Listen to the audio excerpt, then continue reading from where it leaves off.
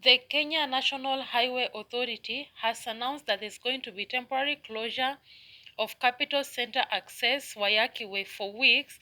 The two roads will be closed from Monday 28th June. Motorists who intend to use the Capital Center access and Waiyaki Way from Monday will have to seek for alternative ways to access their destination and avoid inconveniences. The KeNHA Director Engineer Peter said that the Capital Center access along Mombasa Road will be closed for 20 days from June 28 to July 17, 2021. Waiyaki Way and Forest Road would be closed to motorists and pedestrians for 34 days. That is from Monday 28th June to Sunday 1st August.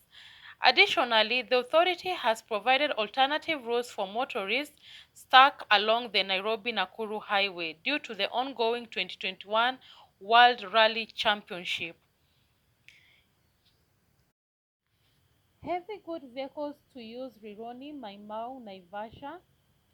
Those who are stranded from Naivasha to Nakuru to use the Njambiri flyover near Sokomjinga Market. Naivasha Engineer Olekalau Oljororok Dundori Lanet or Gilgil Olekalau Oljororok Dundori Lanet.